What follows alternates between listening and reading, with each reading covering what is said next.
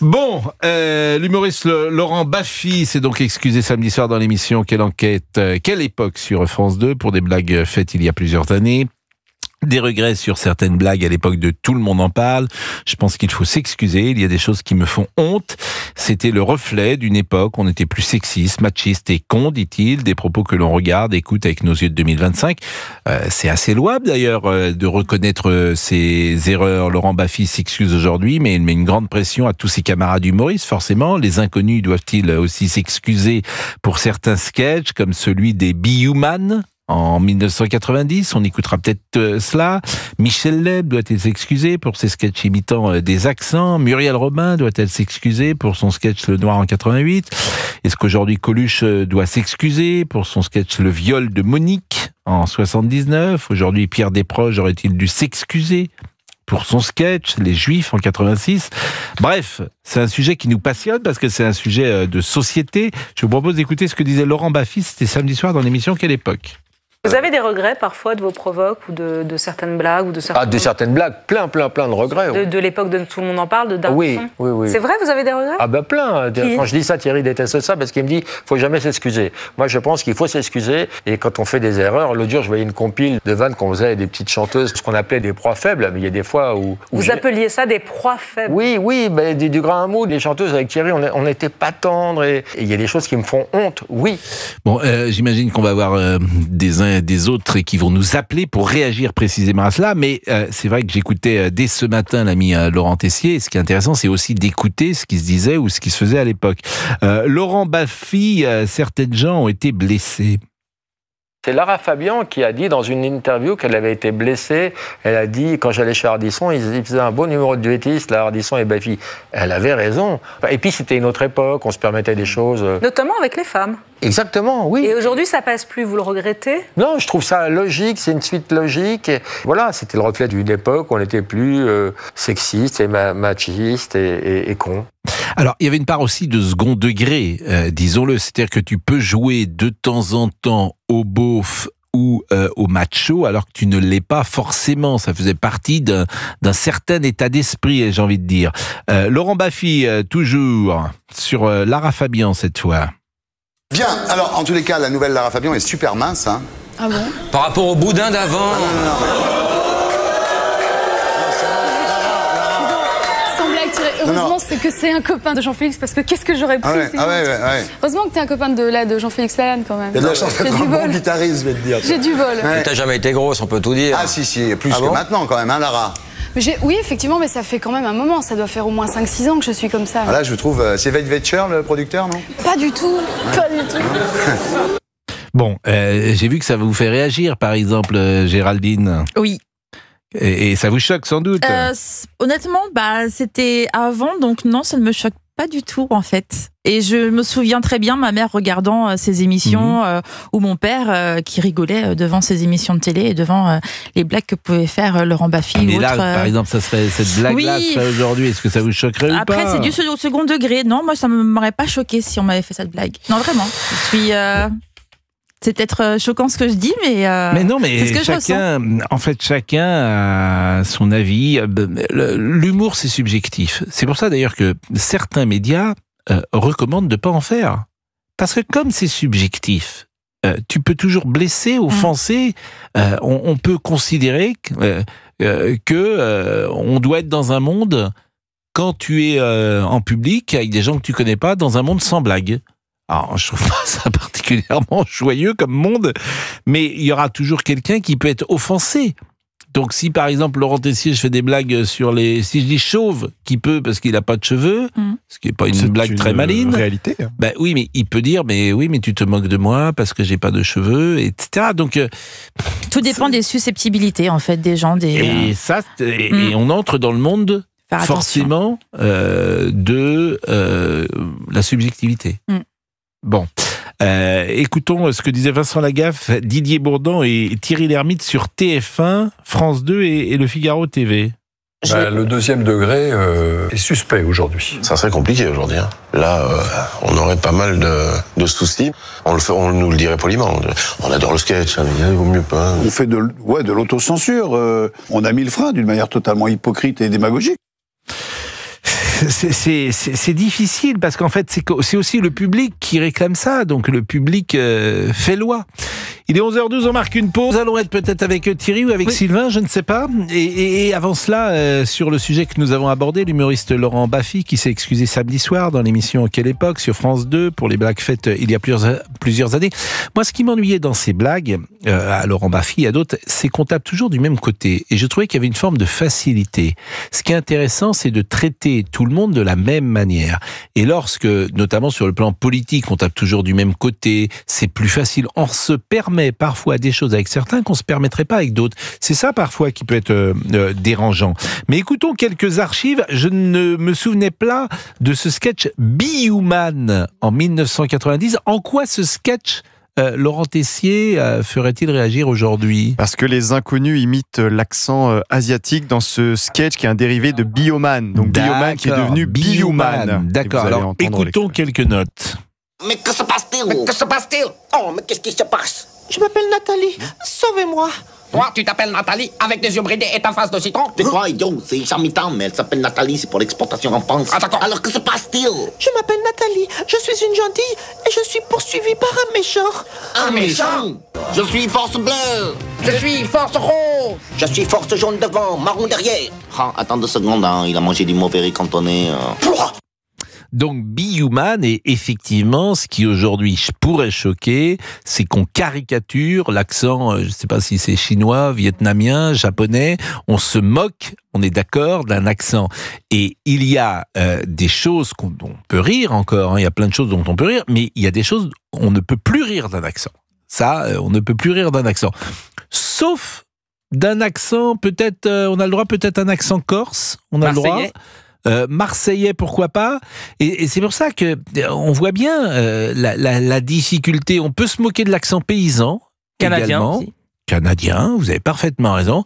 Et puis il y a des accents, je ne citerai pas, mais on n'a pas le droit de se moquer de ces accents. Pourquoi? Voilà une question qui est intéressante. On est avec qui? Thierry et Sylvain. Bonjour Thierry. Thierry, c'est notre Thierry d'Angoulême.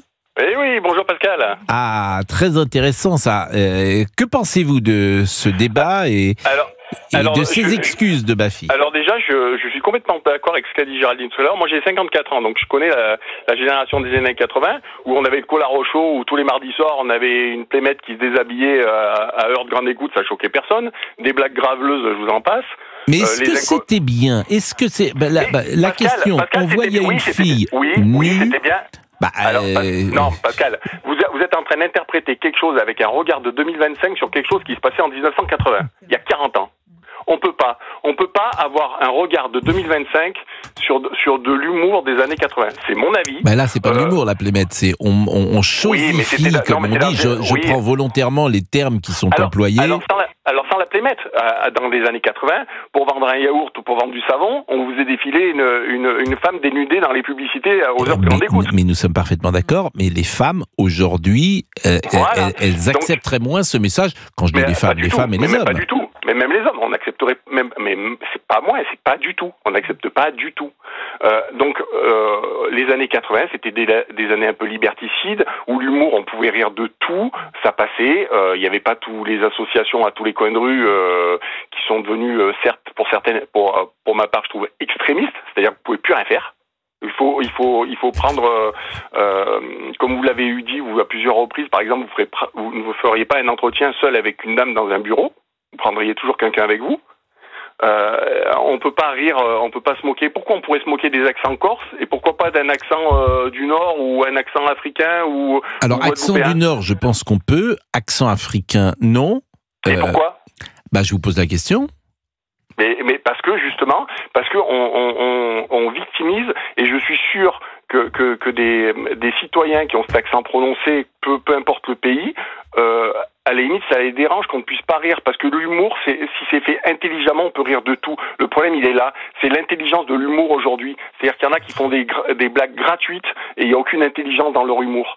Mais quelqu'un qui a une certaine hauteur, une certaine intelligence, je parlerai par exemple d'Artus ou Elie Semoun quand vous allez voir un spectacle, je vais vous dire ça pique, mais c'est fait avec une intelligence d'écriture qui est extraordinaire. C'est pour ça qu'on peut en rire. Et que les gens concernés en rigolent les premiers. Oui, mais alors, par exemple, je vais citer le diable, d'une certaine manière, en matière d'humour, qui n'est invité dans aucun média. Je vais parler de Dieudonné. Bon, est-ce que, selon vous, Dieudonné, qui a été condamné d'ailleurs, parce qu'on considère que ses propos sont antisémites, et c'est pas qu'on considère, la justice a tranché, ses propos sont antisémites, et il a été donc condamné.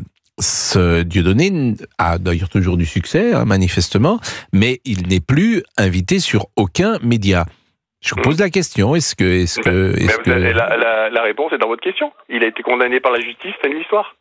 Je veux dire, quelqu'un qui est condamné, vous pouvez plus l'exposer publiquement. C'est comme ça. Mais je vous parle d'humoristes. Si vous allez voir Walidia, ou je vais pas tous vous les citer, ils ont des propos ils vont parler d'arabe ou de choses comme ça qui sont dans la salle, et ces gens-là vont en rire. Ils vont en rire. Parce que c'est pas gratuit, c'est pas une attaque gratuite, c'est fait dans l'humour, et tout le monde a besoin de rire. Je veux dire, moi je suis taillé comme un sifflet, quand on parle de mon physique, ça me dérange pas, ça me fait rire.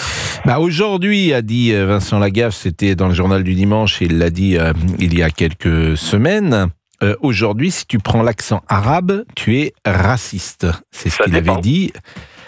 Non, je crois pas que ça dépend. Je pense que si vous allez voir des spectacles d'humoristes, ils le prennent. Et il y en a aucun qui est condamné par la justice. Là où vous avez raison, c'est que la scène est le dernier endroit, manifestement, où il est toléré. Parce qu'il y a une écriture, il y a un spectacle, puis il y a une liberté sur la scène. Pour ça. Alors, je vous propose d'écouter, parce que c'est Laurent Tessier qui me propose d'écouter, une réaction, Laurent, de Michel Leb en 1984, où je fêtais un joyeux Noël avec différents accents. Voilà, on est en 84. Alors vous vous souvenez, Michel Leb, il est resté célèbre notamment par cette parodie de sketch qu'il avait fait l'Africain, et il avait souhaité un joyeux Noël avec différents accents. On est donc il y a 40 ans. Nous sommes reçus en Tunisie, en Algérie, au Maroc. Ouais, c'est très content de tout ça, les arbres de Noël déguisés, les boules partout, très content. Et toi, ça va bien, les merguez glacées. On redescend maintenant, on va vers l'Afrique noire, celle que vous connaissez bien. Oui, alors je voudrais dire à tous nos amis. Attends. Je voudrais vous souhaiter à tous un grand joyeux Noël, même s'il n'y a pas d'arbre de sapin, mais de palmiers. Bon, effectivement, c'est quelque chose qui ne passerait plus. Bien évidemment, parce que on se moque, au-delà de l'accent, on se moque effectivement d'un Africain. Pascal, honnêtement, est-ce qu'aujourd'hui, ça vous fait rire, cet humour-là, honnêtement? Écoutez, non, moi, ça me fait plus rire, c'était une époque. Maintenant, ce qui me fait, en fait, ça me fait rire. Évidemment pas au premier degré, mais j'y vois une époque qui est tellement lointaine que c'est ça qui peut que je peux trouver troublant d'une certaine manière. Donc, mais au premier degré, ça me fait pas rire. Donc ça, non, les inconnus, les nuls, Bénil, tout ça, on peut plus y faire aujourd'hui. Bénil, pourquoi Bénil, c'est Bénil. Vous en rappelez plus alors? Bénil, je me souviens plus exactement, mais ça m'a jamais fait rire, Bénil. Il y a toujours à la fin la course après une femme un peu dénudée aussi. Voilà, écoutez Franck Dubosc, une des répliques de Franck Dubosc, on est en 2004. Donc toi, apparemment, tu es Sandy. Sandy comme 110 kilos, non, je plaisante. Bon, écoutez, là, j'ai ri spontanément. 110 kilos, ça m'a fait rire spontanément. Mais évidemment, là aussi, la difficulté de l'humour, c'est que ça offense. Donc, si vous avez précisément une personne qui fait 110 kilos, elle peut être offensée par cette blague et dire on se moque des gens qui font 110 kilos. Et qu'est-ce que vous voulez que je réponde à ça? Moi, j'ai pas envie d'offenser une dame qui fait 110 kilos. Donc, alors, je suis d'accord. J'ai pas envie de ça. Vous pouvez aller voir sur Internet le spectacle de Jarry actuellement, par exemple, où il se moque ouvertement des handicapés en fauteuil, mais physiquement, c'est-à-dire qu'il va les voir vraiment. Mais moi, alors ça, j'ai pas envie de rire de ça. Je peux pas vous dire autre chose. Moi, ça me fait pas rire. J'ai pas envie qu'on se moque des handicapés en fauteuil. Mais bon, c'est chacun son. Vous avez employé le mot moquer. Il se moque pas. Pour moi, j'ai. Alors quand on fait l'accent corse, on se moque d'eux. Mais c'est pas la même chose. Tout est question de nuances. Où sont les frontières de l'humour? Il ne me semble pas opportun de se moquer de gens qui sont en très grande difficulté physique. Et Et Artus, qu'est-ce qu'il a fait grâce à son humour? Mais c'est pour ça que la règle, c'est qu'il n'y a pas de règle. Parfois, effectivement, Artus a créé quelque chose qui est assez miraculeux. Je suis d'accord avec vous et je vous réponds franchement, vous avez raison, sur l'exemple d'Artus. Mais ceux qui nous écoutent tous les jours savent que quand je suis en difficulté, je sors la phrase, la règle, c'est qu'il n'y a pas de règle. Mais elle est vraie. Quand il n'y a plus d'argument, c'est l'argument. Mais elle est vraie. Qu'est-ce que vous voulez que je vous dise? Artus, oui, c'est comment on dit, c'est l'exception qui confirme la règle. 11h27, à tout de suite. Et comme Thierry réagissait au 01 80 20 39 21.